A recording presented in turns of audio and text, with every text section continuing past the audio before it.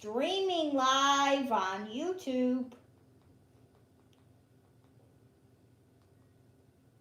Coming up next on True Crime Network. The following program contains actual video of real animal emergencies and is suitable for family viewing. Coming next, a young dog falls into a deep well. Plus, saving injured pelicans. You'll need a special couple. This is Animal Rescue. Heroes.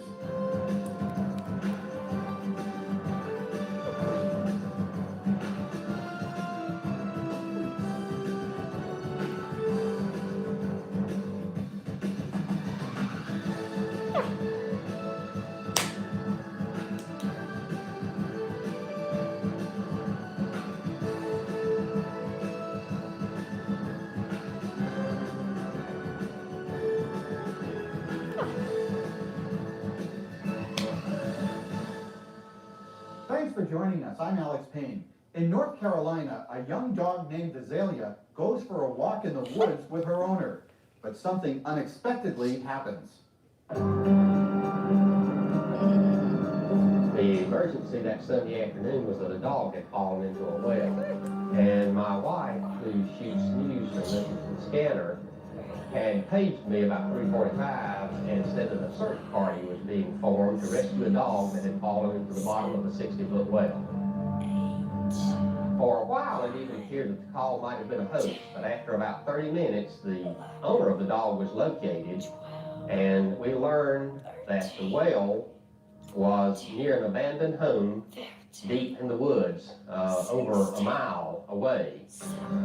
I grabbed a ride on the back of a pickup truck with one of the rescue guys, and off we headed down the road to the area that we began our long trek into the woods. It was indeed a long trek. When rescue crews and volunteers drove as far as they could, the rest of the way would have to be on foot. It appeared to me that the rescue was going to be very difficult, mainly because of how far down in the woods it was, with absolutely no roads, no trails, and almost impossible to get any mechanical equipment there. When we got there, we discovered that the well was near an old abandoned house that must have been 75 to 100 years old. The well was hand dug, about 40 inches in diameter and about 60 feet deep. Even as the camera zooms in, it's still too difficult to see Azalea at the bottom of this darkened pit. And the road equipment.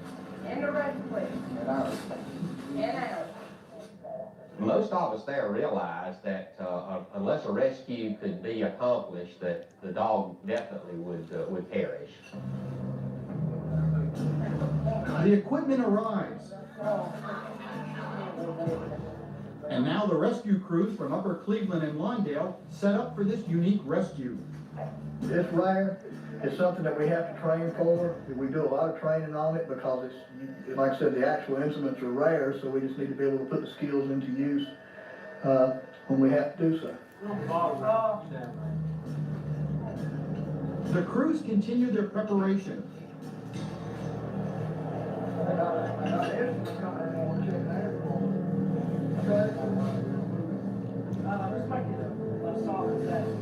The plan calls for one of the rescuers to be lowered by rope down into this narrow hole.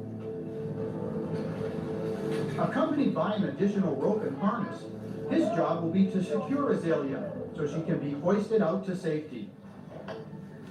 As her owner watches anxiously, the rescuer reports that Azalea appears not to have suffered any serious injuries, but nevertheless, he must treat her with extreme care. Attaching the harness became no easy feat because when Azalea was a pup, she had been hit by a car and sustained a broken hip. So therefore, Mr. Lowe had to be very careful and very delicate about attaching the harness.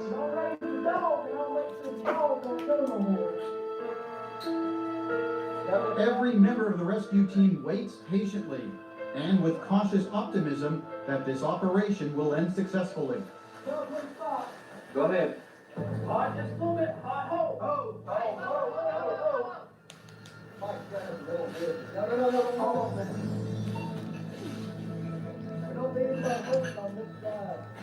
right, a little bit more. A little more. All right, hold. Oh, hold on, Brad. A little bit more. All right, hold. We're scaring the dog just a little bit. Okay. One more. All right, hold. Hold.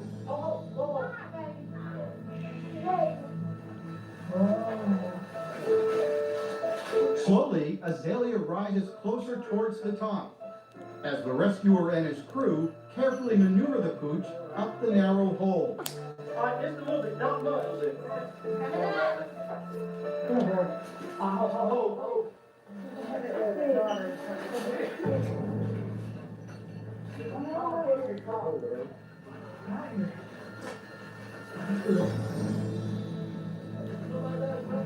Okay, Brad. Yeah, we're getting ready to get. Hold on. Go.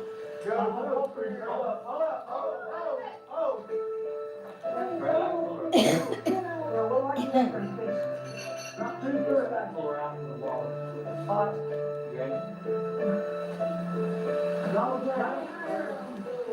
Azalea is finally out.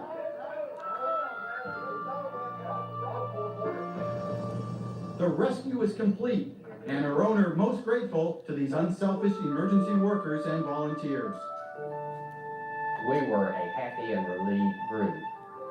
Nobody was more thrilled, though, than the dog's owner. It was a delight to see the two of them reunited again.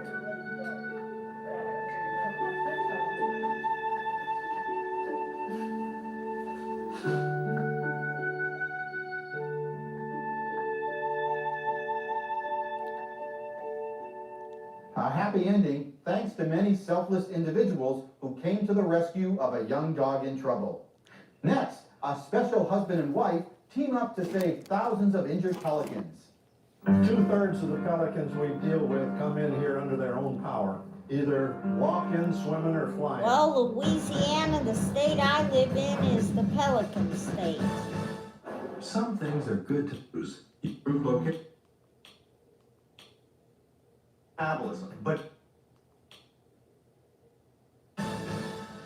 Trying to fast forward This the next story is commercial truly on heartwarming. the In DVR. South Florida, 2 people are making a big difference, helping thousands of winged creatures. Meet Darlene and Harry Kelton, the founders of the Pelican Harbor Seabird Station here in Miami, where they care for injured and wayward pelicans and other seabirds. 19 years ago, we moved onto a houseboat here in Pelican Harbor. And that's where we found injured pelicans swimming down the bay from the fishing pier up about 5 miles north. The pier sticks out in the ocean. And when the pelicans would get hurt, tangled up with fish line and couldn't fly, they want to swim home. It's a 5-mile swim, but they can swim that far. And they had to come right through here to get to the next island south, which is where all the pelicans for miles around roost and nest. So we got started picking them up with a dip net before they tried to cross that 6-lane causeway right there on foot. And we'd take the fish line off, carry them across the road, set them down in the water, and pretty soon we came to where we had to keep one overnight. And that was 19 years ago and about 5,060 some pelicans ago. When we started it, it was pretty pitiful around here. Neither of us ever dreamed it was going to grow into anything like this. From a couple birds that had broken wings and we didn't know how to fix them, and then it just grew and grew. We're taking in about 300 a year. We're able to release about 75% after anywhere from 2 days to 2 months of intensive care. Harry says that most of the injuries these birds suffer from are fish hook and fishing line related. Now, this little guy came in with a hole in his neck. Can you see the place where we sewed it up? He got caught with a fish. He swallowed a piece of bait that had a hook in it. Somebody pulled him in to get the fish line off, and that's what you're supposed to do. And then it tore open. And the fish were falling out the side, so we had to sew him up. And he's in here for 2 weeks until that heals over. How you doing, pal? Oh, not bad. And it makes you feel terribly ill when you see a bird that can't help himself and can't make a noise to alert anyone to what's happening to it. So we're very fortunate that people bring them in, we go get them. Somehow we manage to find them, or they fly in here. Now, 2/3 of the pelicans we deal with come in here under their own power. Either walking, swimming, or flying. Here's one that can't fly. See that frazzed out wingtip? Now, these that can't fly can't catch fish. The pelican grabs the fish, he dives in the water and he grabs the fish and it swells up this big pouch. Come here, Bart. Thanks for using Lowcast. We're a nonprofit and need your help to keep operating. Especially now, during the coronavirus crisis, Americans need access to local broadcast stations. Please contribute $5 a month. Thank you. Yes, I need a bottle here. Dives in the water, hold on. And he grabs a pouch full of water like this. And he hopes, hold still. He hopes there's 1 or 2 little fish in it like that. And then he squeezes the water out and swallows the fish.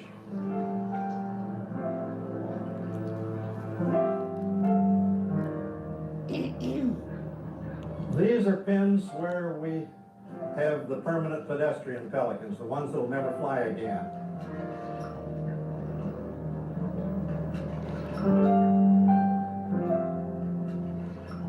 These are the pelicans undergoing rehabilitation.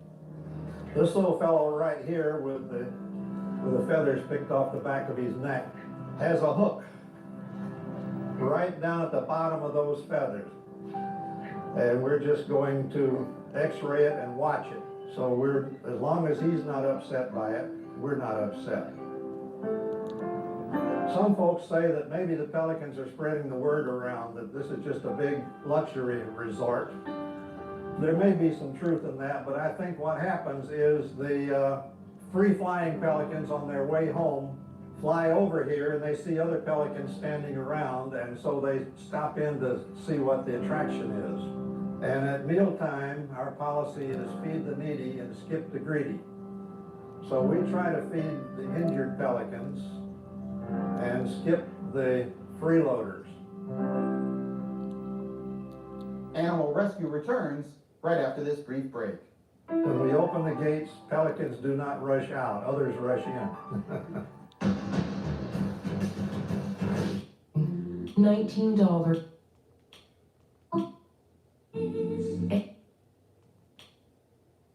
Welcome back.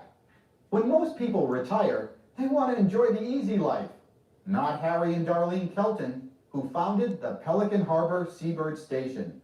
Now here's the houseboat where we live, right here. And it's always been my dream to live close enough to where I work so that I can walk to work in the mornings. And I work right over here, about 30 feet. And here I am on the way to work in the morning. Harry never knows what new emergency awaits him as he starts his day. But he and Darlene, who run this nonprofit rescue center, are always prepared to help and do whatever they can to save an injured bird. Okay, you want to hold him while I get my apron on? Hold still, Cooper. This is number 5067. This one had a cracked humerus. Right up one wing or the other. We'll see when we get on the x-ray. It's been an educational little hobby.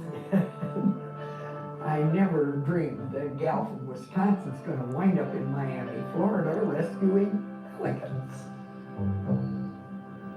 Here's his neck, here's his upper wing bone, that corresponds to your upper arm. There's nothing in his tummy. And the crack he had in his wing bone seems to have healed, right around in there. That seems to have healed. So I'd say he's about ready to go. This is what we find in about a third of them.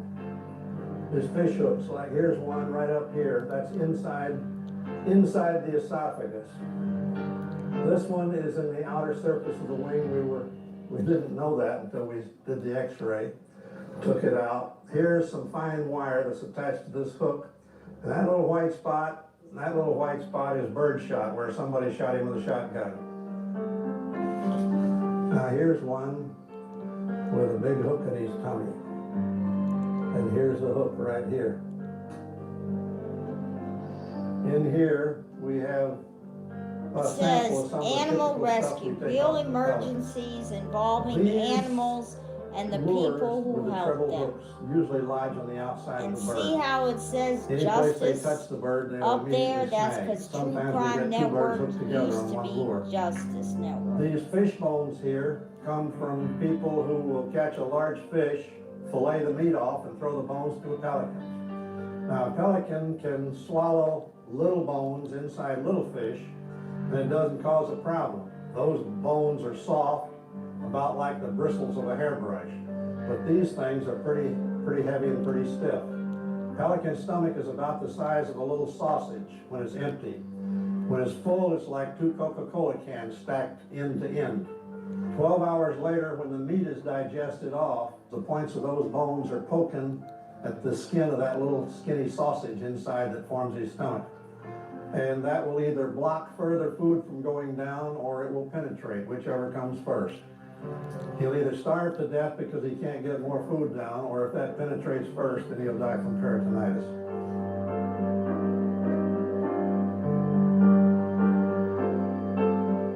It's rewarding, yes, because you can patch them up.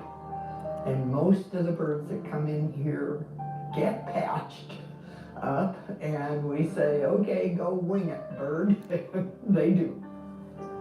They couldn't be happier. When we open the gates, pelicans do not rush out, others rush in. They have their friends, they have their pool, they have their food. They can sit and pick their feathers as long as they want to. Sun or shade. Not a bad life for a pelican with a missing wing. The birds are tremendous. They're just tremendous. They each have their own personality. It's amazing. They let you help them.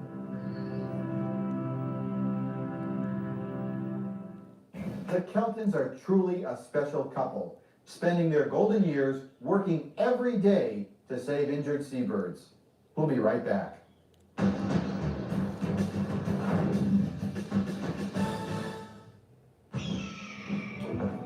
Borton's here. It's now 50.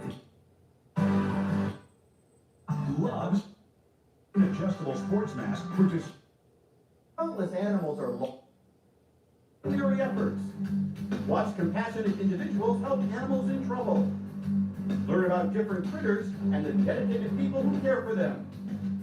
Plus, animal safety tips and information on how to better care for your lovable pet. All this and much, much more next time on Animal Rescue Heroes.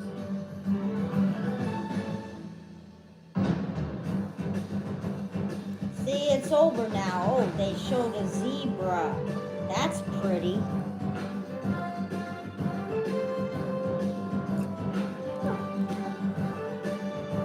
Okay, I'm gonna delete this.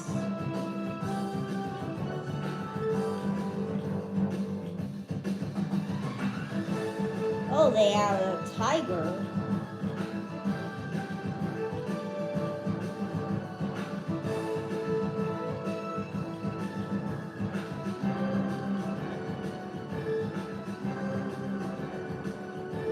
Now I'm gonna go on to the next episode. Let's see. Thanks for using Locast. There.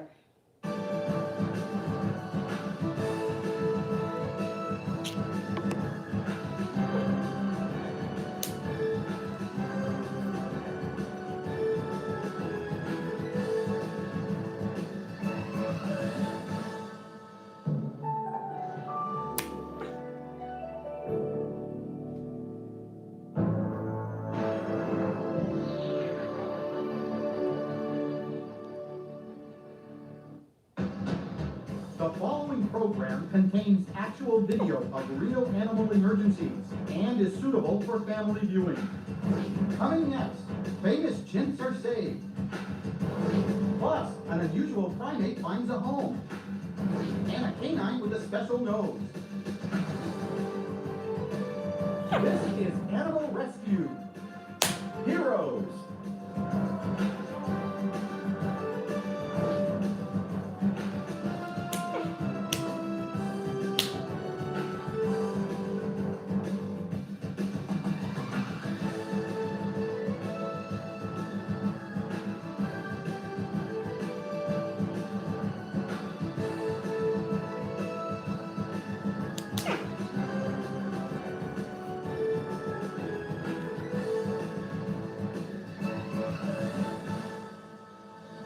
Thanks for joining us. I'm Alex Payne. When animals are sick or injured or abandoned, caring people come to their aid. Since 1978, some fortunate chimpanzees and other primates have found a safe haven in a rural part of Texas. This sanctuary is called Primarily Primates. I spent my early career working in zoos, always wanting to help animals. And in those days, as today, people would acquire exotic animals, wanting to take that piece of the wild and have it be a part of their lives, only to find out that it was very dangerous for the humans and horrible experience for wildlife to be taken from the wild and expected to be domestic animals. So when I was asked to take in 3 little monkeys that were going to be killed simply because they grew up, I found there was no other place that was doing this type of work at the time. Primarily Primates is also the home to a wide variety of birds and exotic wild animals, from circuses, sideshows, zoos, pet homes, and laboratories. Situated on 10 acres of land, it's the oldest and largest primate rehabilitation center and sanctuary in the United States. And recently, Wally welcomed a unique set of new residents. We were gratified to find our work recognized as the first and largest of the chimpanzee sanctuaries when the U.S. Air Force granted us the opportunity to be the only sanctuary found qualified to take in those deserving veterans that helped put a man on the moon and into space. 33 of the 75 chimpanzees here are those that have been retired by the Air Force from their space colony. This structure I designed because I was going to try to attempt a larger group of chimpanzees without fighting than I've ever tried to put together before. And these are chimpanzees who, for the most part, spent the majority of their career isolated from one another. So they don't have the social skills that chimpanzees that had lived in a colony would have. So what I have here is an arena and a fairly complex climbing structure, lots of benches and ladders and so forth, and a tunnel over the roof which connects to another enclosure. A tower which allows them to get up high and watch the deer and cattle in the nearby fields, occupy their minds as well as their bodies. And because they can separate from each other at will, there's less possibility that there would be tension between them. And it's really worked out. I've never tried to put 10 females together, and I'm very close to trying to introduce 2 male chimpanzees, also from the Air Force space program, in the next few weeks. A few months ago, making the morning inspections, as is my habit, I was really surprised to see one of the Air Force veterans who was not supposed to be pregnant, well, was carrying a little baby. Unfortunately, she's one chimpanzee who has a deformity that doesn't allow her to raise her own young. This is Betty here, who disliked me intensely when she first arrived, but she's real good with greetings right now and has gotten to trust me quite a bit. She's Dieter's mom, and although she loved her baby, as soon as Dieter's able to eat some on his own, that he'll be able to be reunited with his mom, and she'll have the opportunity to finish his I love education as a chimpanzees. chimpanzee. I think they're beautiful animals. This is Dieter. He's the youngest chimpanzee here at Primarily Primates, and he's a little surprised. We call him the littlest astronaut. He's the only chimpanzee born of the Baby U.S. chimpanzee has a Space diaper Program on. chimpanzee colony who won't spend his life in research. I'm raising him only to save his life. He's not going to be a pet. He'll mature at over 150 pounds. And the best thing for a chimpanzee is to be with other chimpanzees, not around humans. Right, boy? Here. Fix it, boy. Chimpanzees are over 98% genetically similar to humans. Aww, So feeding the everything that we baby do for chimp a human baby trials bottle. been successful in helping Dieter remain healthy.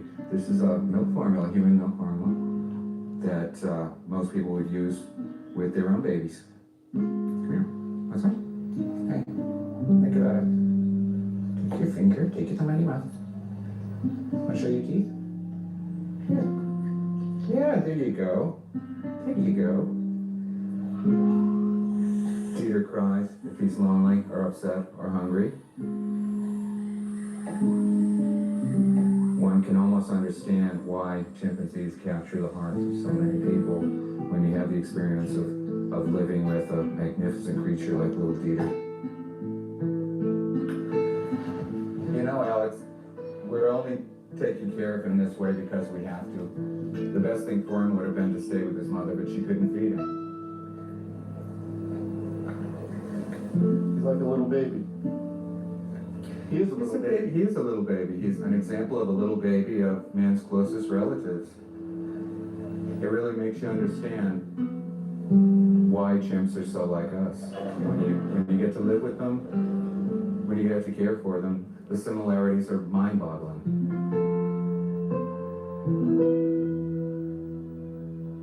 Dieter is only one of several special residents living at Primarily Primates. Another rescued animal is named Pumpkin. That story when we come back. He was sold to a roadside zoo where he had a small cage and insufficient heat, and he collapsed from hypothermia. And later, Show me this. Show me. Show me. Come on. Get your nose down. Good boy. Deacon's a good boy. 40 weeks. And then Morgan and Morgan. Every man. Pumpkin's been everywhere. He's born in a zoo, sold to a dealer, resold to a zoo in Europe, brought back to the United States for use in a children's Saturday morning television show. And when he started biting, outlived his usefulness. He was sold to a roadside zoo where he had a small cage and insufficient heat, and he collapsed from hypothermia. So, with help from Parkland Hospital in Dallas and the Dallas Zoo, his life was saved, and we were the only place who offered to give him a home. Hi, Pumpkin. How many grapes can you hold? Would you like an egg? Pumpkin, who weighs about 400 pounds, is a cross between a Sumatran and Bornean orangutan. He's 24 years old and now has a very comfortable life here at Primarily Primates. Pumpkin's a little particular, and because he's a solitary orangutan, he gets a little bit more attention than the other more social critters that we've gotten into groups. So because of that, we figured he's either picky or just a tad spoiled. Pumpkin enjoys his hard-boiled egg, but he'll only eat the yolk and discards the white. With the avocado, just very carefully takes all of the skin off. Come on. Take it. You like that? It's pretty good. And he has days. Pumpkin has days when he has a favorite food. The next day he'll decide he doesn't care for that and wants something different. Right, Pumpkin? We're trying to provide a quality life, an alternative to death for hundreds of these animals. Wild animals belong in the wild, but if they can't be, we'll provide a lifetime of care for them since there's no other place for them to go. There's a lot of stress and pain involved with this kind of work. It can be a heartbreaker. The condition of some of these creatures when they come in, the fact that some of the chimps from laboratories have been in a 5-foot space for sometimes 2 decades makes it very, very painful. The rewards come when you finally see them playing or grooming each other for the first time. When a chimpanzee who is fat and flabby, out of shape, finally climbs for the first time and looks around, it's the kind of thing that takes some of the pain away. I never thought that 21 years later I would still be here 24/7 and that we'd be caring for over 800 animals right now. There's still a need, and the need is growing, unfortunately. You name it, if there's a need, we'll try to be there to help.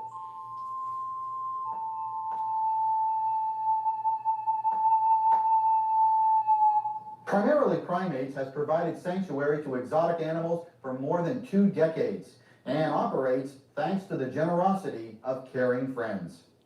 Next, a police dog with a keen sense of smell. Deacon is one of approximately 40-some. Relax. Drug-free relief. State Police has a special member on their force. His name is Deacon, and he helps to solve crimes.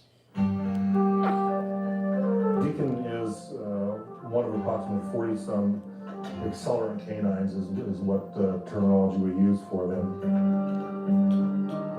In conjunction with alcohol, tobacco, and firearms, and training involved through them, has gotten about 40-some dogs in the United States in this program. People were home at this house at the time of the fire. Actually, they were in the house eating dinner, I believe, when the fire occurred. They looked out and observed fire in the patio area. I'm here today in a suburb in Portland. I'm going to look at this fire along with my dog Deacon. The fire department gave me a call. They That looks like a suspected lap possible dog. arson. They'd heard that there were some juveniles possibly were in the area just prior to the fire, and they wanted me to come and take a look at the fire. Next, Dog give my opinion, Tales have my Family dog Deacon, Edition. an accelerant canine, look at the fire and see if there was any accelerants like gasoline or charcoal lighter fluid or something like that were used. I'm going to start my search with Deacon over here in this patio area, and then after he searched that area, I'm going to come over here into the cement pad and then go into this house and search it for accelerants also.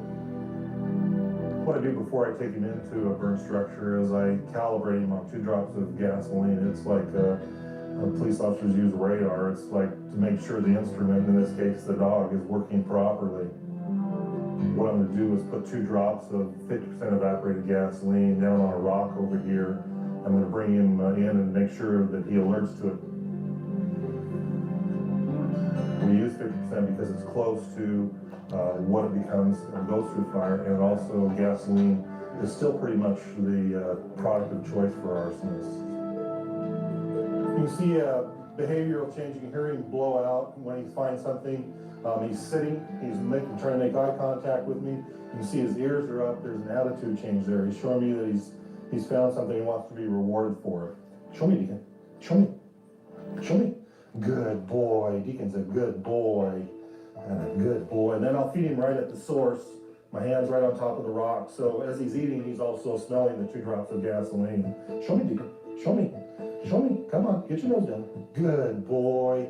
Deacon's a good boy. Yeah. Man, Deacon's a good boy. Let's go to work. Let's go to work, Deacon. Let's go to work. These dogs came from the Guide Dog Foundation in Smithtown, New York, and they use exclusively black and yellow Labradors, mainly because of their food drive. When I start running through the structure, I'll have a food pouch on my side, and when Deacon finds something, he alerts. It's called a passive alert. You'll see a change in demeanor, in other words, and then he will sit down, and he's telling me that he's found something. Come on.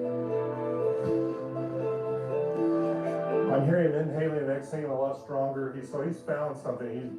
He starts to hunt for it. I hear him blow out. Show me. Where's that? Show me. That's a good boy. And then I again put my hand down and feed him right on top of where I've seen him alert. Get this out of the way. This is the location of Deacon's first alert, right in the corner of what used to be a couch prior to the fire. And Deacon alerted to this end. What I would do is, after I'm done using Deacon, I would come back in and then put the sample, in this case it's carpet, some burned debris, and take this area in this fashion. You can see there's parts of a couch, there's some cloth there, some insulation, and sent that into the crime lab and have it tested for accelerants. Show me.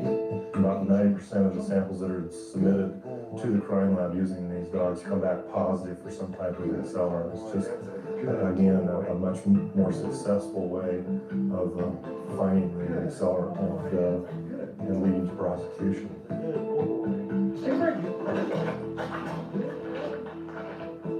I've had Deacon now for almost 6 years. It'll be 6 years next March that I've had him. He's just such a big part of me. He's a friend, a companion, very smart. I've been told that he's one of the best in the United States. I've gotten to do several things with him. I've gotten to go with alcohol, tobacco, and firearms in several places around the United States. He's just a great friend.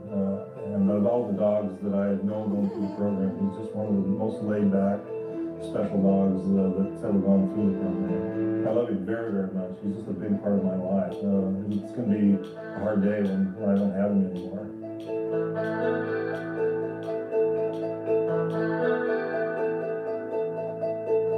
Animal Rescue returns right after this brief break.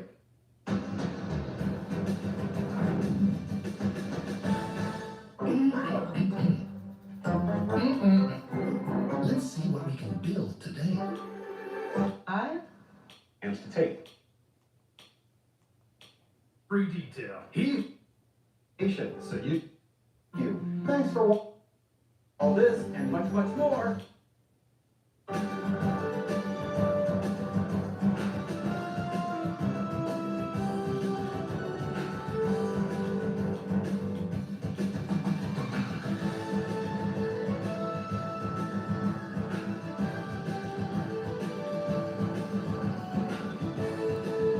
Still going live, which is good.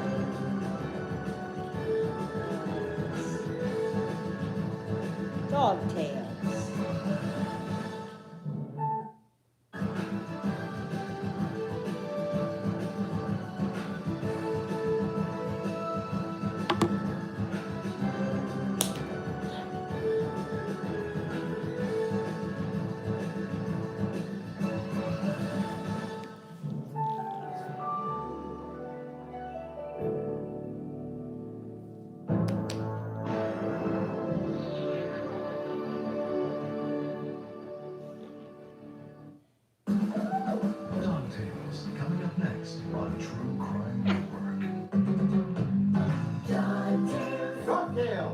Family Edition. America's premier dog lovers magazine show.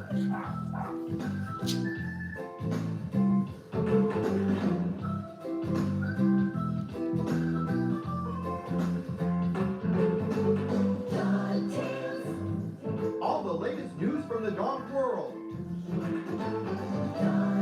Right now on Dog Tales, Family Edition.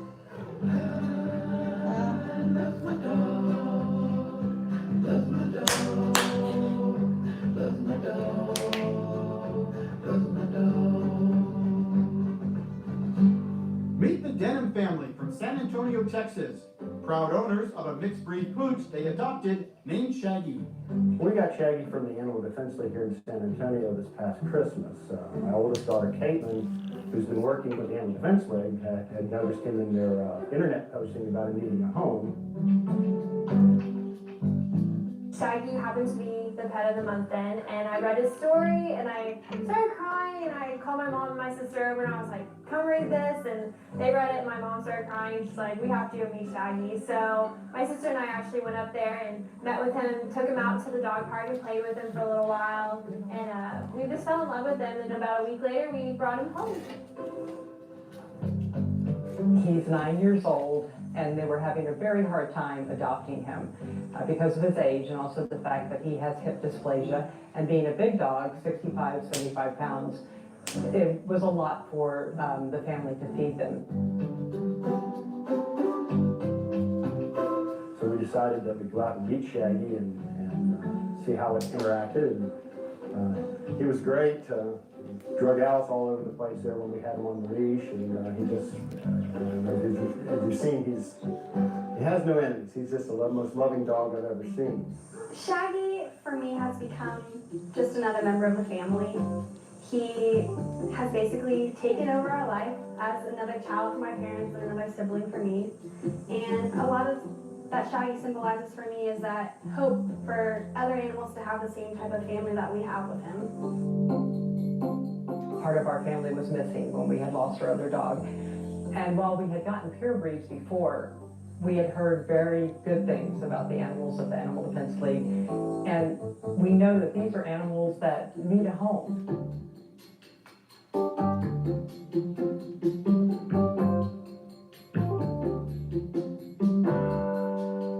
He loves the pool. I actually was the one who introduced him into the pool. Last weekend, actually, our cousins were in town, and we were all playing in the pool, and he was kind of being a lifeguard dog, so anytime that my cousins would get out of the pool the wrong way and not out the steps, he would go over there and chase them. He likes to get into water. Water is one of his favorite places to be, and I guess we were lucky enough to have a pool, and so he could join us during those activities also. He loves the pool. Matter of fact, sometimes you have to really work hard to keep him out of the pool because once he gets wet, he smells like a wet dog for a little while, and that's not always the most enjoyable scent.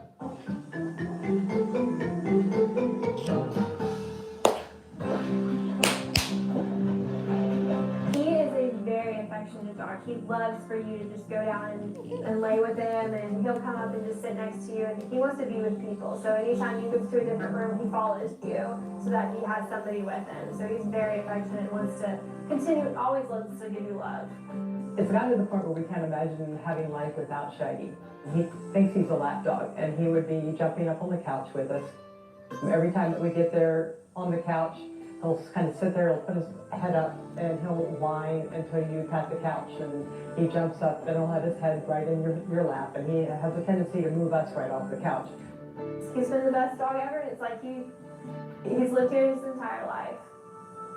Shaggy's my companion. He helps me out in the yard. He likes to move around with me and put his nose in things when I'm potting plants and doing those kinds of things. Sometimes I have to chase him off, and then other times he's just content to sit and watch me do my work.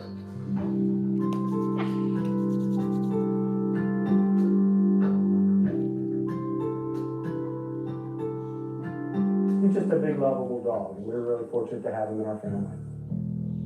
Our thanks to the Denham family for inviting us to their home and sharing their dog tales.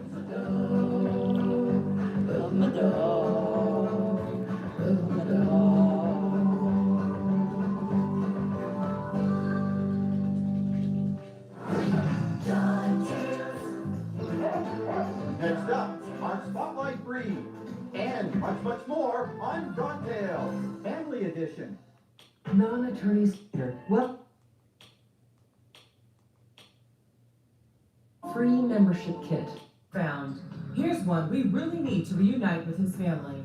Michael Mayfield was 7 years old when he was last seen on January 10, 1985 in Houston, Texas. His photo has been age progressed to 40 years. If you have any information that could bring Michael home, please call 1-800-THE-LOST. That's 1-800-843-5678. Please help bring Michael home.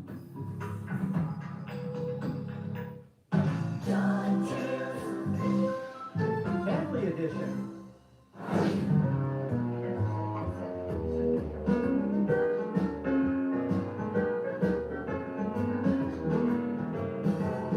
I'm a very special dog. Everybody loves me. I'm a bundle of joy with a pedigree.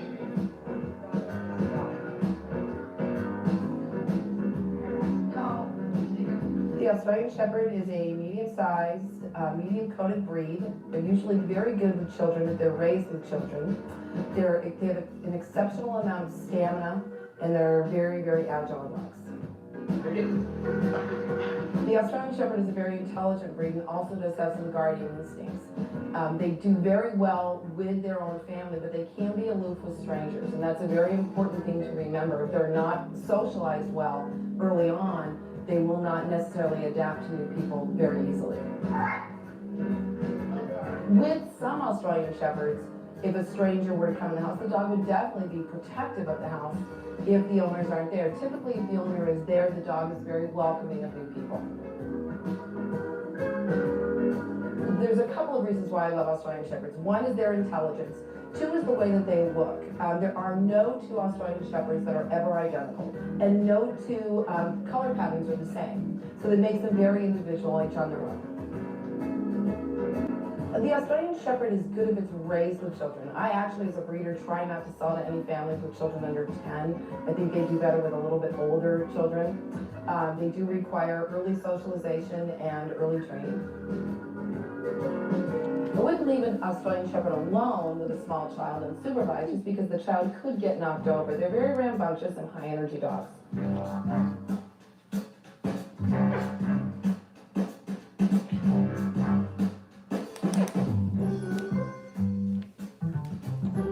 An Australian Shepherd is a working breed. If they are working, they aren't usually the type of dog that's then going to want to come and cuddle at your feet. If they think that they have a job to do that requires them to work, they're going to be more inclined to do that than to come and cuddle. However, they can relax and sit down on the couch with you too. But mine, for the most part, would rather be working than anything else. What I mean by working is, for me, would be agility, competitive obedience, going to dog shows. My dogs go to work with me every day. Now you guys better stay. Stay, Roger, stay. I teach competitive obedience and I show my dogs, and anytime that I go out to train my dogs, I always have a better feeling after I'm training. They just really give me a good feeling after working with them.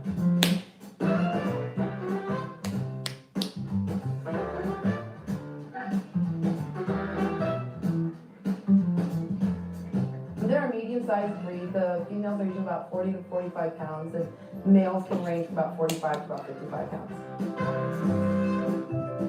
Australian Shepherds live to be about 12 to 15 years old. They love water. If you put a pool out in the backyard, they're definitely going to be going in it.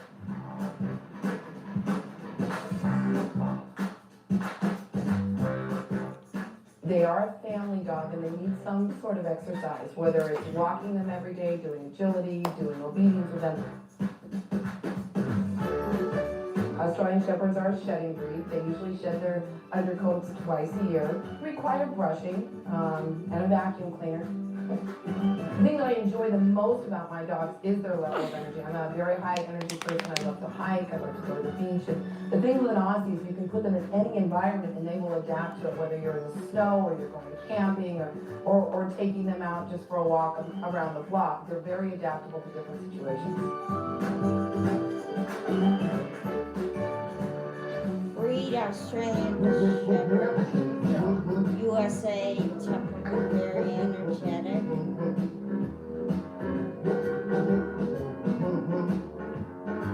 Everybody loves me.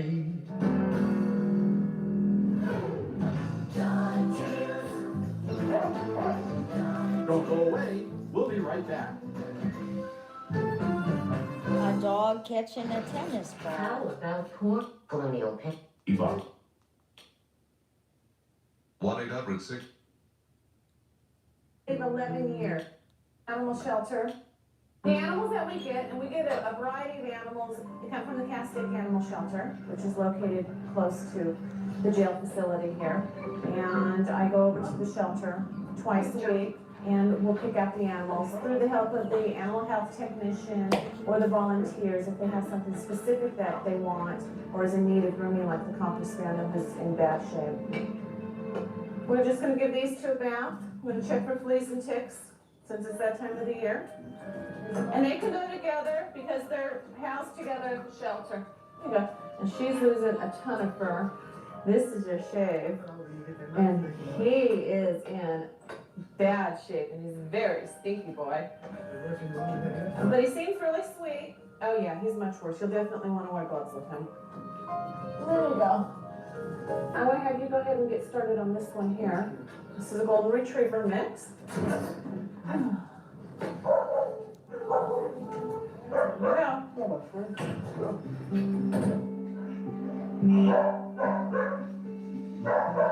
The bands that they have around their necks are their identification for the animal shelter. So it has a number, and that way they can be pulled up to the computer and it gives the information on the dogs. So if those come off, which they do on occasion, you need to let me know so I can replace it. Okay? Hi, Perla. Well, at least you're not barking anymore, huh? Very scary. Let me see your little eye. Yeah, she's got a little cherry eye. So what we'll do is we'll let the animal health technician know at the animal shelter when we get back, so she can make a medical note of that. Because that can be fixed if she gets placed. And this is the ideal size for placement. Most people want small dogs or medium to small dogs. They don't want the big dogs. So if we get her cleaned up, she'll have a really good chance of getting home, especially since she's still pretty young. Okay. Your dog here is in pretty good shape. I'll get you a mat splitter for the tail. The tail's pretty thick. The toenails are long, but the quicks, careful. The quicks are long too, so we might not be able to take a whole lot off on that. And the ears are in pretty good shape, but you're still gonna wipe them out. You always wanna wipe them out.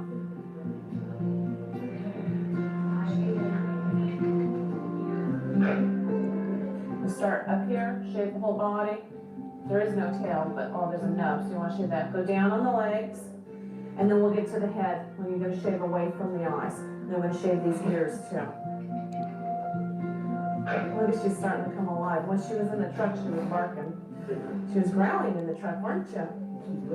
Yeah, she's giving kisses. Okay. Go ahead and start with your green slicker brush. I'm not sure what this is on her head, so you may not. I wouldn't worry about brushing that out so much as getting the rest of her body, because we'll probably just shampoo that out. Good girl. I like it a lot. Keeps me happy. Keeps me away from all the chaos that goes on in there. You know, I don't like being in jail. So this gets me out every day. Gets me out here. Gets me with the animals and stuff like that. I'd rather spend my time with these animals than those guys in there. You know, I got 2 pit bulls. I miss them. They're like my kids This is too. dog training, health, nutrition, behavior, and grooming. This was the 10 a.m. episode. Dog Tales is on True Crime Network every Sunday morning, and they have it like they have 4 episodes on. Pretty bad. Some of them. Maybe from 10 I'm gonna to start. You're gonna noon get it wet. You want to make sure that you really or 11 to 1. work the If you're in water a into her different body, time since zone. she has some natural repellent anyhow against water. So we're gonna get her wet up here, and you want to make sure that when you get her head wet, you want to hold these ears off. We don't want to get any water in her ears because that can cause her to get an ear infection. They get their hands on these animals and they're petting them, and it just shows a lot of compassion that these guys actually have. And I think being in a jail facility, we kind of stereotype it and think that they're tough guys and they're cold-hearted and that kind of thing. But when they're actually here and hugging on these animals, it's really nice to see that they have some compassion. It really humanizes them too. You know, jail situation isn't a happy place. There's a lot of conflicts. You've got just a lot of different things that can cause problems in jail facility. And we take these men and we put them together. We make them work together, and I make them do teamwork. So they're learning teamwork. They're learning a skill. So it's real good to see them. You see personality changes in them also, and it's nice.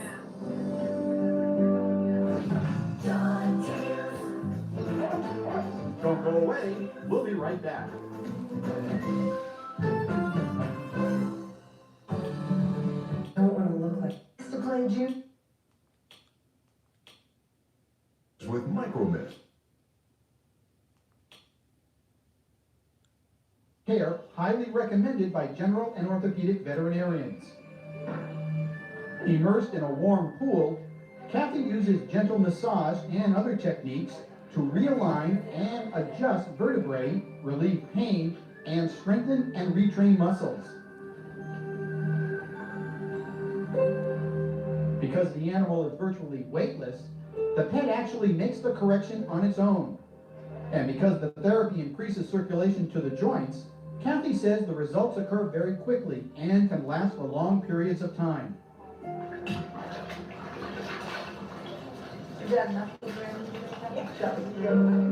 Thank you so much for bringing her. This is her second one that she's had. She had the other knee done about 2 years ago.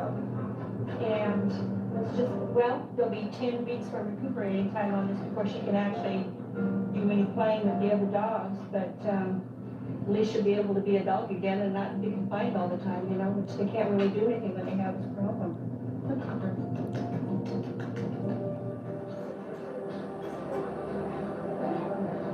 The majority of Kathy's patients have difficulties in the knee area, but she also treats pooches that have spinal injuries or have suffered strokes.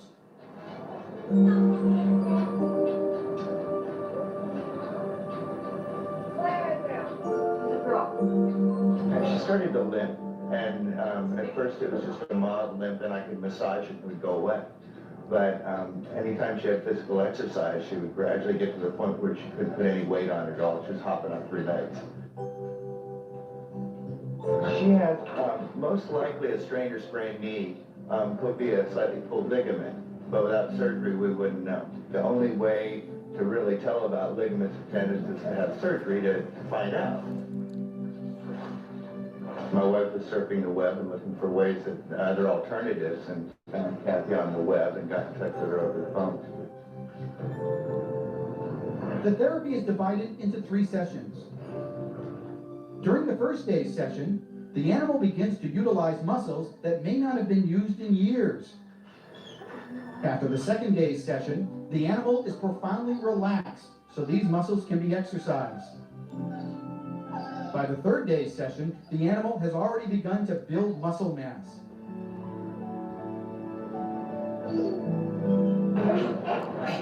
Alright? Yeah? No? Are you done? Sure. Take a rest. Okay. Oh, she loves it. She's a performance dog. She does a lot of herding, agility, obedience, tracking, and we'd like her to keep it up. In the performance world, a lot of people will do everything we can to rehab our dogs and keep them healthy if they get hurt. And I'd heard about it. She came out here about 2 years ago just for an evaluation to see how she was. This work is great. You get immediate gratification from the dogs. You get immediate feedback from the clients because they're so wrapped up in their pet that it's just a big relief for them also. For me, it's constant reinforcement. Plus I get to work out in the sun, in the pool. What's not to like?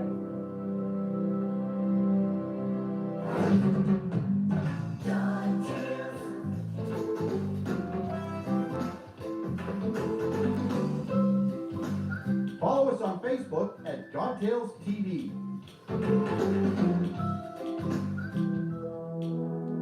Okay, the first episode of Dog Tales that I'm Thanks for putting on using here is Locast. over. We're a nonprofit and need your help to keep operating. Especially now, during the coronavirus crisis, Americans need access to local broadcast stations. I'll do the Please contribute. 11 a.m. one.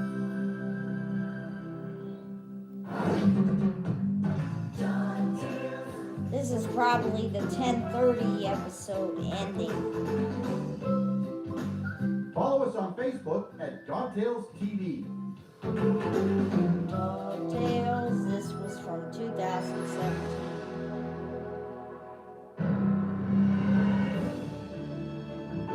Telco Productions, Inc. Dogtails, coming up next on True Crime Network. True Crime Network used to be the Justice Network. Family Edition. This is WFAA, Dallas, Texas.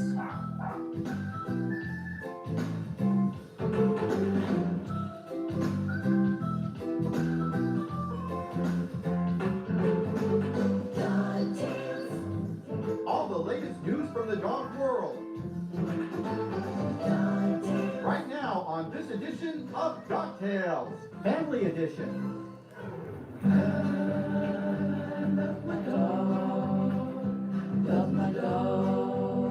Meet the Hudson family from Austin, Texas. Proud owners of two lovable pooches named Jet and Rue. We got Jet from the Austin Animal Center, and Jet is an Anatolian Shepherd mix.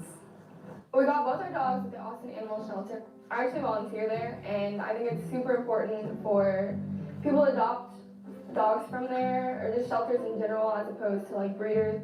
Jet is an awesome dog. He's like the sweetest, goofiest dog I have ever met.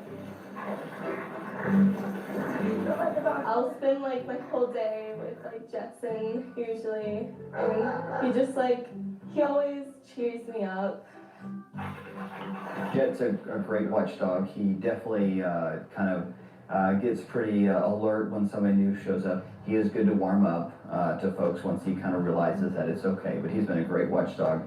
You can tell he definitely is used to kind of taking care of flock, because he definitely likes to kind of make sure he's in the right place and that everybody's protected. Jet's like almost 90 pounds, but he thinks he's like a lap dog. He just plops himself down on you. The first week that we had brought him home, he was such a large dog, and I had cooked some chicken, to make some chicken and dumplings, and I turned my back for a minute, and he had swallowed a whole chicken. So he kind of ate our dinner one night. Every time it's time to do laundry and wash the towels, he goes and he grabs a towel and he runs around the house because he wants us to chase him. So we'll get the towel from him. And it's his little game he does every time we do the laundry. The first time we brought him home, we let him into our backyard. I got on the trampoline. There's a stump right by the trampoline. So we just hopped onto the stump and hopped onto the trampoline, and he starts jumping with me. He's really enjoyed having a new companion with our new dog, Rue. He's been great with the little puppy dog. We had Jet for about a year. Ethan wanted a smaller dog to play with, and they also wanted Jet to have a friend to hang out with in the backyard and in the house. So we again went to the shelter, for several days and just checked out all the dogs, and we finally found Rue, and we brought her home, and they have been like best playmates since. Rue is, they think she's cattle dog, collie border mix, purebred vet is what the vet said. Rue's been great. She's been a good companion to the household. Jet actually lets her kind of do her own thing, which is kind of fun. She's recently just taken over his throne, the main chair in the living room, which is kind of funny. There's a chair in our living room that he always jumps on top of, and Rue decided she wanted to get on there too, so they kind of fight over that now. Rue is so sneaky. She's really sweet, and I don't know, I love them both.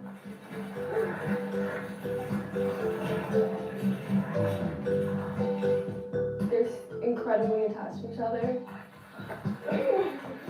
If we have them apart and one of them starts barking or whining, the other one gets really sad and will start whining too. He's like a little tiny person, and so if I'm like having a bad day, he'll come and cuddle with me. Right when I get home, they're always standing by the door, and they're just waiting to greet me, and I walk in, and they're all happy and make me happy. They love each other, they've gotten along well, And now the kids want a third dog. They definitely have been part of the family and really have become one of the favorite parts, I think. We're definitely part of the family. They love jumping up on our bed and snuggling with us, even the big dog.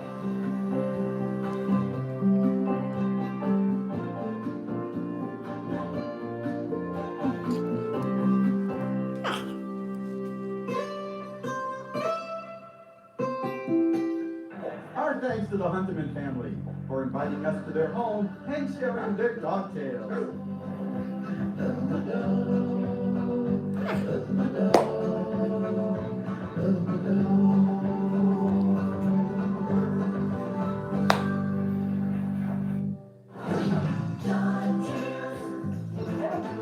Next up, our Spotlight Breed, and much, much more on Dog Tales, Family Edition.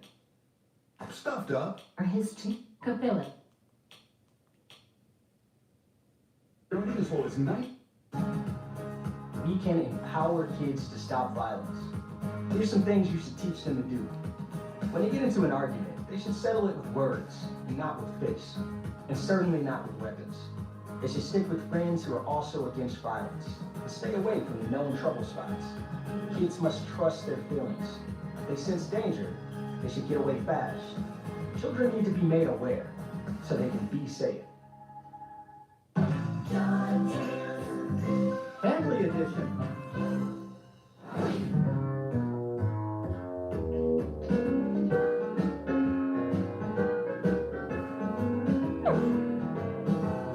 I'm a very special dog. Everybody loves me. I'm a bundle of joy with a pedigree.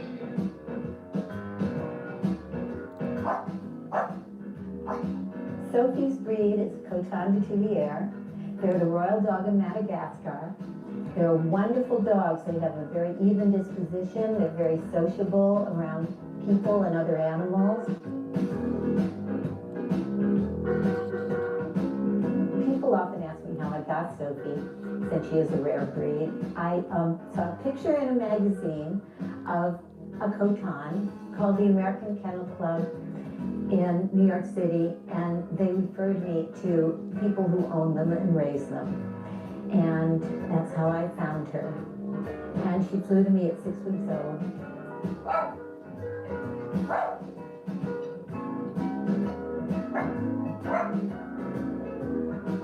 The day that I called to try and buy this dog, the owner had 27 phone calls for 3 unborn puppies because Barbra Streisand had appeared on Oprah with her Coton. And I feel like I was very lucky to get her.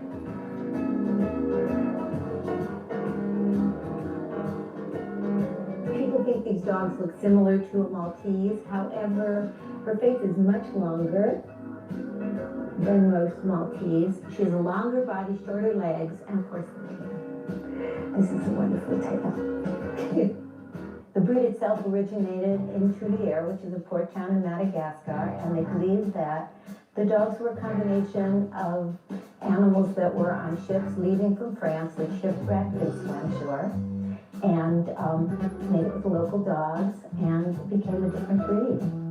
And these little dogs could bring down a wild boar when they hunted in packs.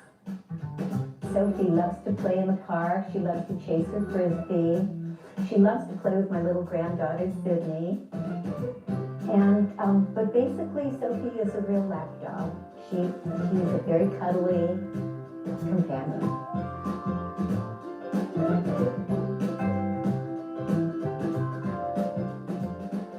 They're very good with children. They're very playful. They're like little clowns. They're a little bit high maintenance when it comes to their coat. I brush my Sophie every day to keep her from being matted. Coton means cotton in French, and they have a very soft, fluffy, cottony coat, but it will mat, and it really does need to be brushed every day. The best thing about Sophie in my mind is she's so loyal, and so calm, and so loving. I can take Sophie with me. We eat, outside on restaurant patios. She sits on my lap at the dentist. She goes everywhere with me, and she sits on her little pad, and she's very well behaved and very nice to everybody.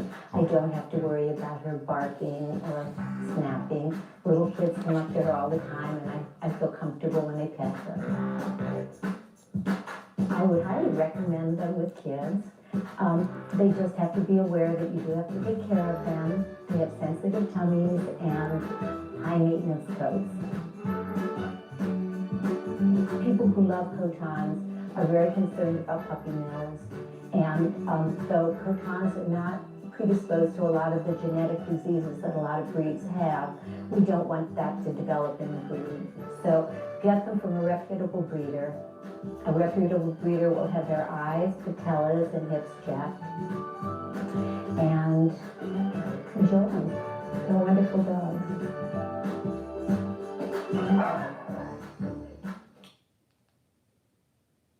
Coton de Chilier, country of origin, Madagascar, temperament friendly.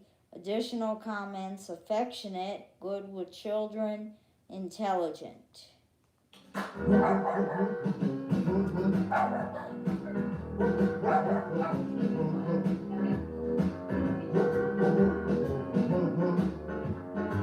Everybody loves me.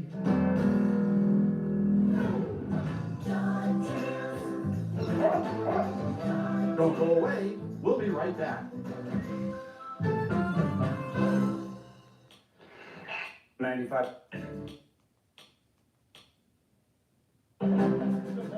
Welcome to a special training session run by the English Police Dog Academy, working with the National Police Dog Foundation. National Police Dog Foundation is a group that was organized in 1998 to act as an advocate to the public for the police dogs. Like most of the public, we thought that departments were fully budgeted for their dogs, and when they came to me, I found out they weren't.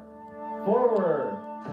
Today is what we call maintenance training for the dogs. That means the dogs have already been trained in patrol, narcotics, and explosives. And today is just maintenance training like you would change the oil in your car. That's why they're here. We can fix things that have gone wrong, and then we challenge them, give them new things to do. Okay, keep your dogs by your hip, keep your feet together. They're out looking for bad guys, they're looking for even good people that sometimes wander away from home that need to be found. So the dog has to maintain a high level of obedience to be controlled. He's excited to be by you today, Greg. Basic patrol training is 5 weeks. That's with the dog and the handler. And that teaches the dog to understand what police work is about and some of the unique things that they have to do in police work that they haven't been taught before. We start slow. We don't start everything at 100%. We start things very slow so the dog can ease into them. But by the time they're a year street dog, they've seen a million different scenarios and can handle almost anything we throw. What we focus on in our training group is a lot of control. Where the dog heels, the dog sits when the handler leaves them, the dog downs. Down them and leave them. Our dogs are very well controlled to the point where they can go apprehend a suspect 1 second, the next second they can go do a demo for small children and even elderly where the dog can be loved on by many people. Call them right. We think about this as dog training, but it really isn't. It's handler canine team training. The handlers have to be trained as much as the dogs and keep their training up as well. The handlers, this is brand new to them too. So we have a dog and a handler. Hopefully we're training the handler to help them train the dog, but it can get a little difficult since we're training two at the same time. I've been training dogs for about 23 years. I have been doing it since I was born. My dad had me on a backpack, and he would work dogs and just swing me around while the dogs were apprehending them or doing obedience.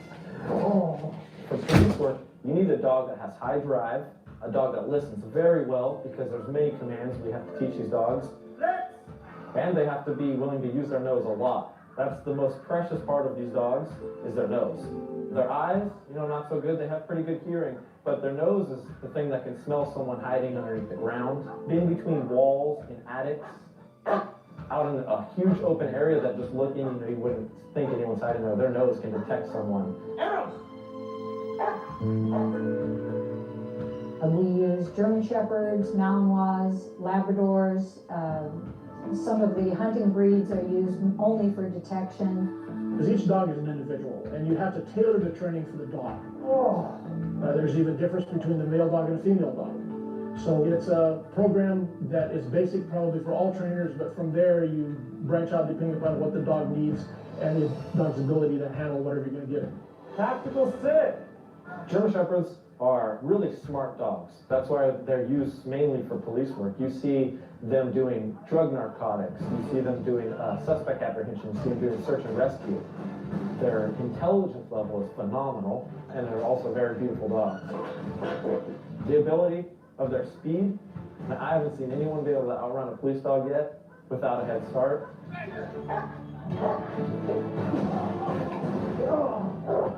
The methods we use is we use positive reward.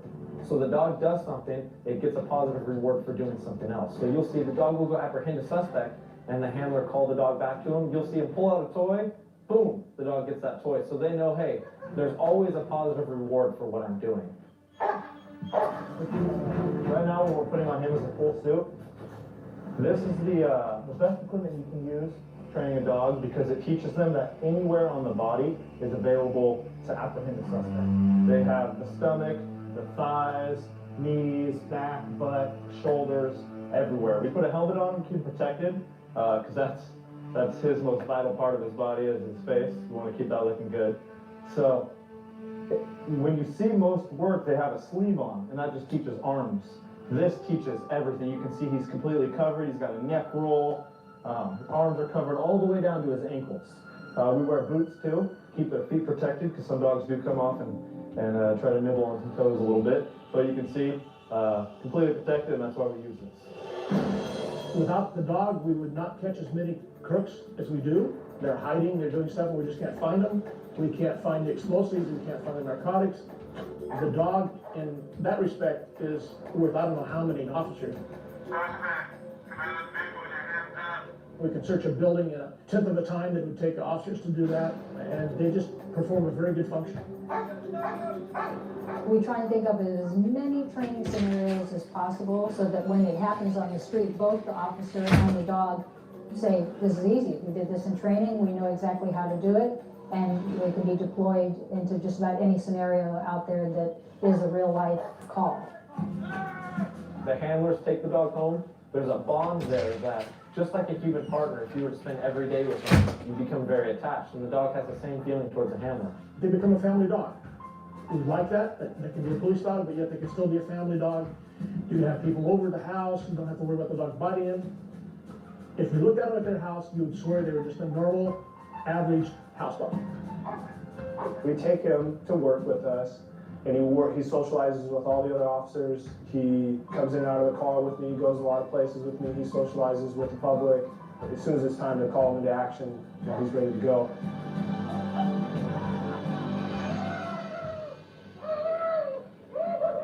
Since I retired from hospital practice, I now come out to training 2 days a week with the Police Canine Medical Unit. The National Police Dog Foundation helps to support the services of training through standby veterinarian 2 days a week at training. And we use this also to go to special events. We take care of minor routine medical things here, including vaccinations and small injuries. I cannot imagine our police forces operating without police dogs. They reduce risk factors to police officers and the public so much, and it's in such a quiet, unassuming way. Most people don't even realize the lives they save by not allowing scenarios to scale out of hand. I'm out of here!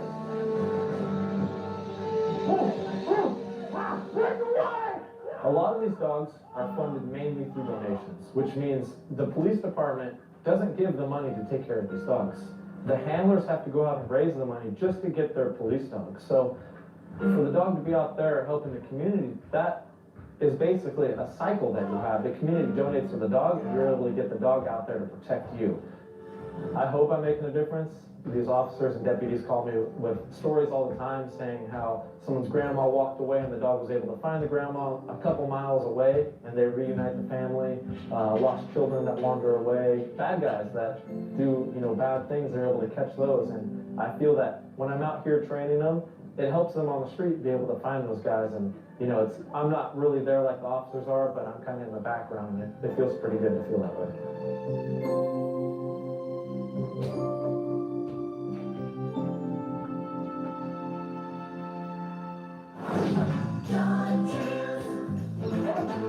Don't go away. We'll be right back. Some things are good to know, like where to find the cheapest gas in town and which supermarket gives you the most bang for your buck. Something else that's good to know, if you have Medicare and Medicaid, you may be able to get more health care benefits through Humana Medicare Advantage.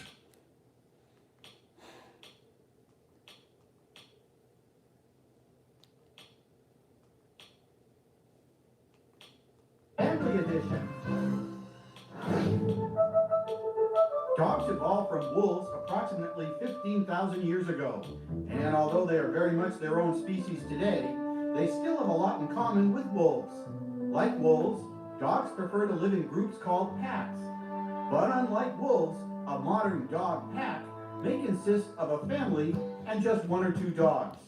IFAW, the International Fund for Animal Welfare, offers these facts about dogs and packs. Most dogs do not like being away from their pack for a long period of time, including being left in the yard alone for hours, or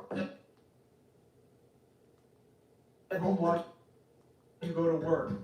They may exhibit signs of separation anxiety when left alone, such as destructive chewing, damaging property, or excessive barking. The average dog owner should ensure that their dog has plenty of interaction with people. A dog that lives outside most of the time needs to come inside or have people go outside to interact with him. There's been a lot of attention to the idea of an alpha dog who is dominant over others. Although there is some truth to this, it's still a concept not fully understood by professional behaviorists. If you think that you may have a dog who is challenging the authority of other members of your family, you should get help from someone who specializes in dog behavior, especially if you think he or she may become aggressive. Remember, your dog is part of your new family pack. Like any other member of your family, he's looking forward to seeing you morning, noon, and night. Like every other family member, dogs are a lifetime commitment and should only be given up to an animal shelter after you have tried everything to make your new dog pack functional.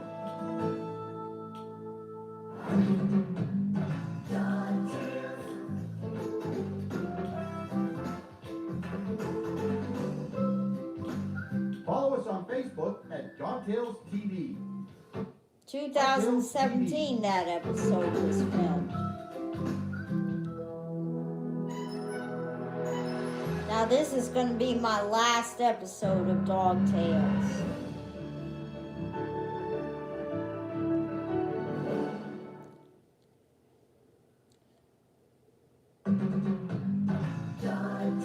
Dog Tales, Family Edition.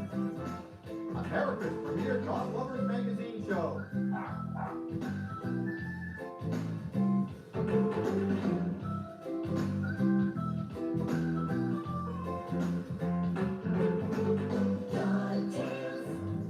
All the latest news from the dog world. Right now on this edition of Dog Tales, Family Edition.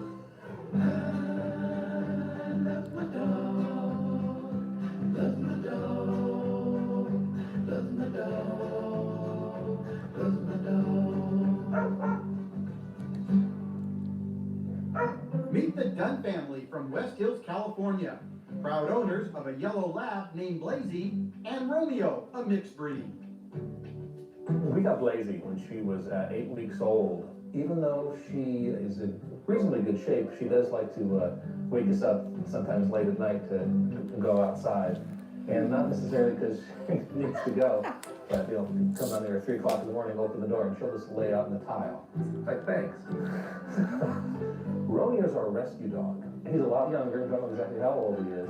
A lot high energy, but very, very loyal. We were very fortunate with adopting a rescue dog. We were a little hesitant at first, not quite sure what we were going to get, but we did go through an organization that had a little bit of history on the dogs, and they were just fabulous. They allowed us to bring our other dog down to the rescue, and they had an outdoor play area set aside so we could put them both together and check out how their interaction would be ahead of time. They get along well, enjoy their walks. They enjoy camping. Blazy will sit by a campfire until her fur starts to smoke. She loves being outdoors. Romeo and Blazy comes to my school to drop me off. And my mom always rolls down the window and he pokes his head out. And all the teachers go, "Oh, Romeo, Romeo!" And they always pet him and he gives him kisses. And this is really funny because he really enjoys it. We have quite a few funny stories about Blazy. Of course, she's been with us quite a bit longer, but one of my favorite stories is when Allie was just a baby, probably about a year old or so, and she used to have a pacifier in her mouth all the time. And she used to also torment the dogs a little bit, pulling their tails, pulling their ears, pulling their fur, you know, typical kid stuff.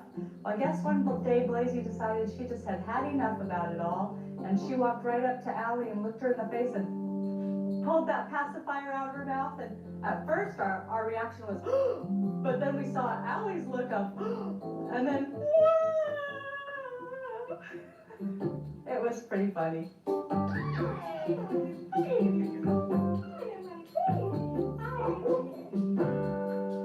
We take them everywhere with us. If we're going camping or if it's just like a little walk around the block, we'll take them anywhere with us. Because when I come home from school, we let the dogs in the house and they just run all over the house. They jump on top of us and lick us and bark, and they're so happy to see us come home.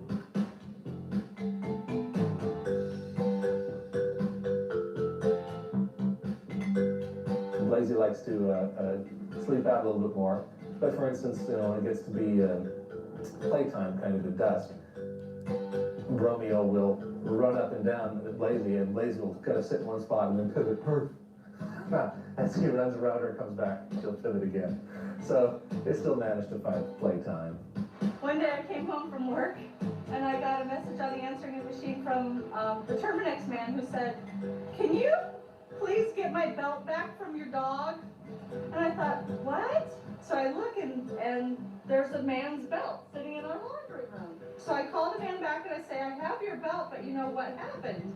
And he said, "Well, I opened the gate and the dogs ran out. So I ran after to go get the white dog. And when I got her, she was pretty feisty, so I didn't know what to do. So I took off my belt and I put it around her neck and I walked back home with her. Well, as soon as she got in the gate, she jumped through the dog door and came back out without the belt. So the dog stole the belt." The dogs really mean everything to me. They go for walks with me. They keep me company. Romeo is my shadow. He follows me around everywhere. I'll go upstairs, he goes upstairs. I go outside, he goes outside. I go to the garage, he goes to the garage. Romeo, true to his word, follows me up to bed. I think that Brian didn't realize when he adopted Romeo that he'd be bringing another body into our bed. But Romeo sleeps on the bed with us. So he's pretty true to his name. We thought about changing his name. When we first got him, you know, we liked the name Blackjack or Ace or something fun. But no, you know, he's just a lover and loves to kiss, and he's true to his name with that Romeo. I love my dogs because they're always there for me and they always cheer me up when I'm sad or if I'm like nervous. They're always there and they calm me down and they make me feel really happy. We just feel like they should be there, you know, they're part of our family. Our thanks to the Dunn family for inviting us to their home and sharing their dog tales.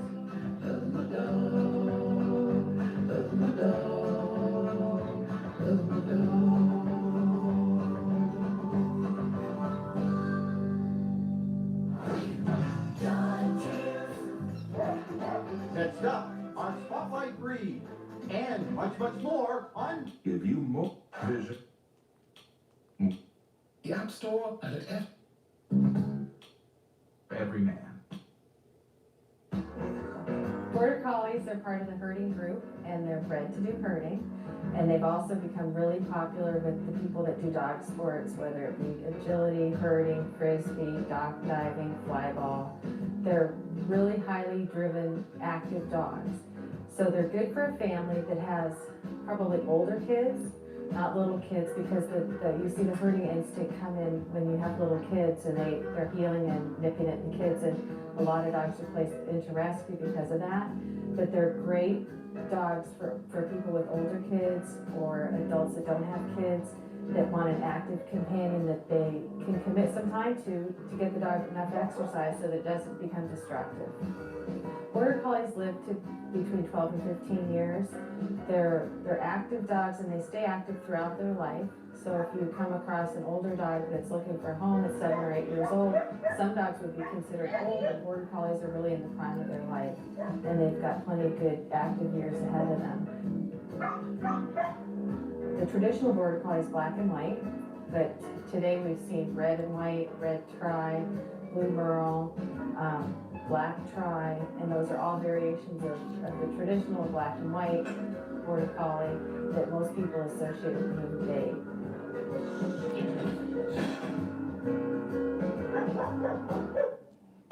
When I was a little girl, I liked horses and I liked jumping, and you see a lot of people that naturally come into this that have been involved with horses and jumping. And what I did with my dogs is I would come home and take everything out of the garage and put suitcases and card tables and trash cans turned over, and I would make a makeshift agility course at home. And that was when I was a little girl. And I'm sure lots of kids are doing that at home with their dogs, and they don't even realize that there's a sport called agility. Speed and accuracy are important in agility. Once the dog is trained and understands his job, you don't want to rush the new dog before he learns how to do obstacles safely. Agility is a lot of fun for the dogs, a lot of fun for the owners. It's a good chance to go out and exercise, and you watch, and the owners are running and working almost as hard as the dogs. And it turns dogs that are kind of shy and hesitant, they can gain a lot of confidence by learning how to do the obstacles. And it's always good to have something to take your dog out to do and an activity to do with your dog. Keeps them home off the sofa and keeps them from creating problems, digging and barking and all kinds of troublesome stuff. If you give them an outlet for their energy, then they're going to be better dogs. It's very good exercise for the dog, and it also is good exercise for the handler, because the handler has to run around the course and direct the dog. The dog doesn't ever get to memorize the course, they're always different. So the handler has to learn the course and then guide the dog around the course. You don't need a lot of equipment to do agility at home. You can use what you've got. You can do trash cans. You can do a chair with a stick in between to make a jump. You can go to Home Depot and buy some PVC and build equipment. You know, if you're handy at all, you can build your own inexpensive equipment there and start from there. It's a lot of fun. There's books that you can look at that tell you how to make equipment, or you can go on the internet and there's lots of information on agility.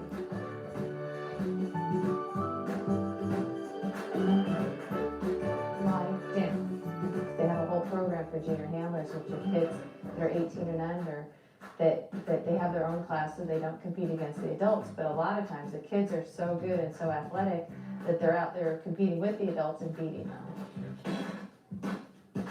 I love Border Collies because they're really smart, they're a lot of fun, they have a sense of humor, and they're always ready to get up and go do fun things. You can't go wrong with Border Collie if you're the right family and you understand the commitment that it takes.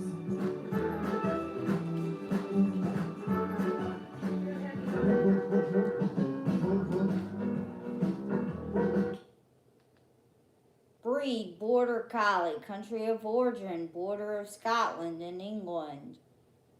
Temperament, friendly. Additional comments, energetic, obedient.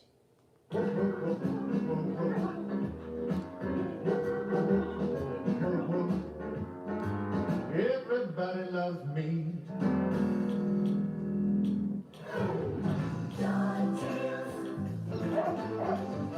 Don't go away. We'll be right back.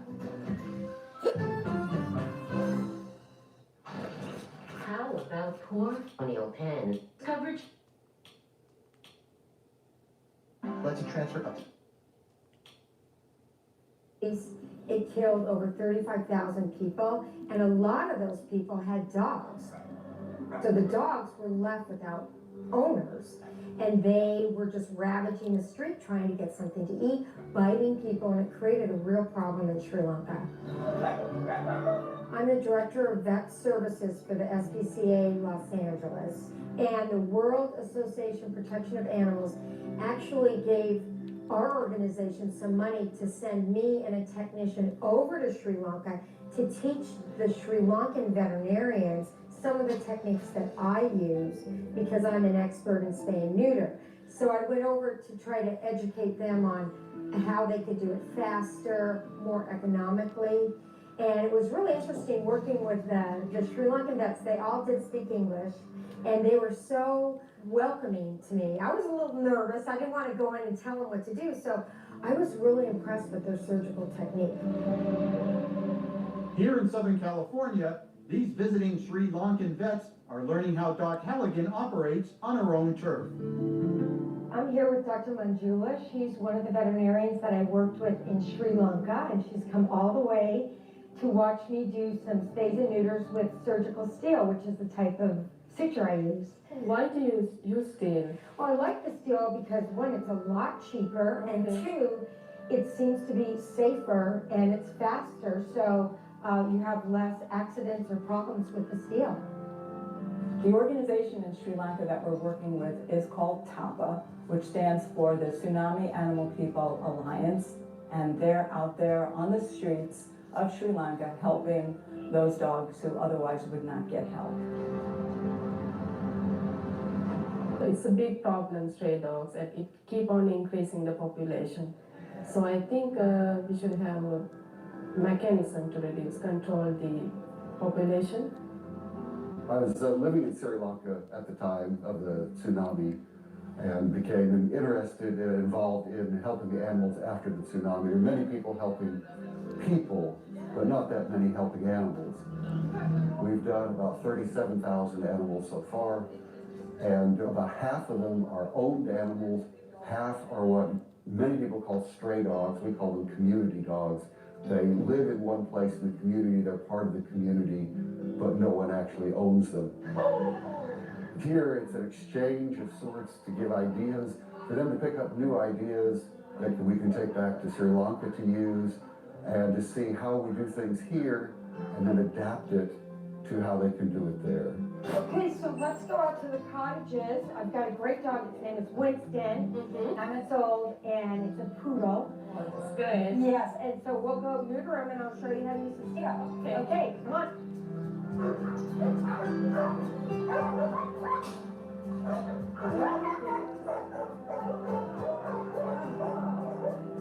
You like him? Yes.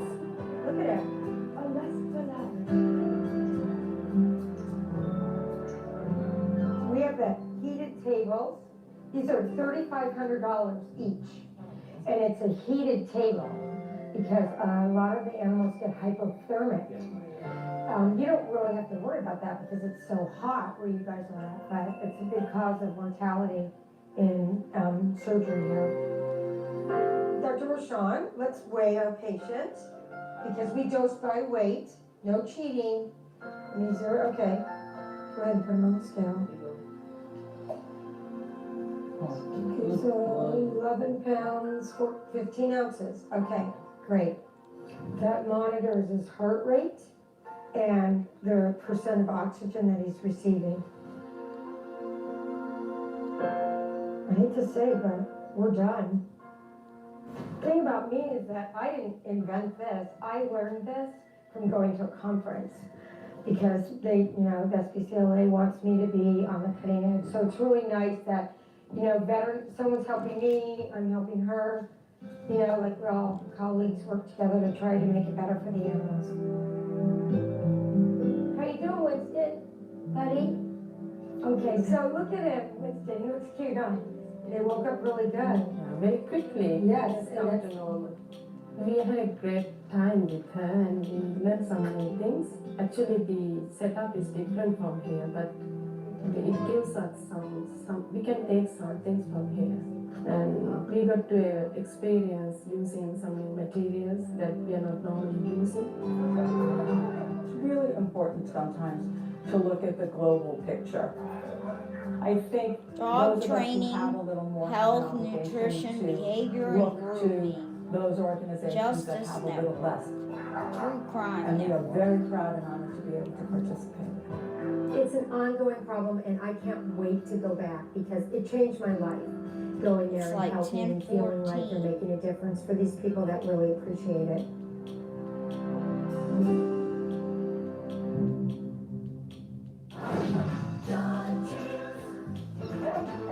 Don't go away. We'll be right back.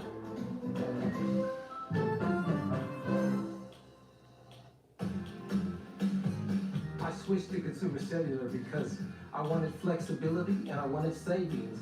I got that and more. It was very easy. Only one episode of Dog Tales left, but I'm not going to put that episode on YouTube.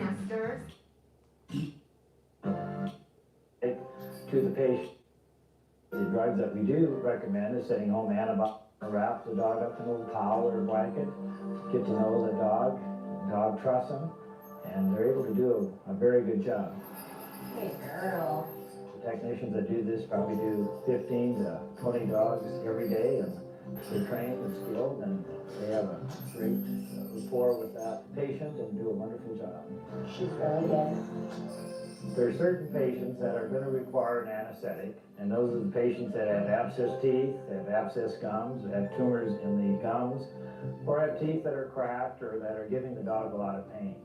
Non-anesthetic dental cleaning does not replace this. We still need to do that. There's a place for both types of cleaning. Then what we do is try to encourage the client when they take the dog home to continue brushing the teeth and recommend a diet called tartar diet, which helps minimize the tartar from reoccurring. By having these teeth cleaned frequently, we minimize that tartar building up, and we minimize the number of extractions that we have and improve the overall health of our pets.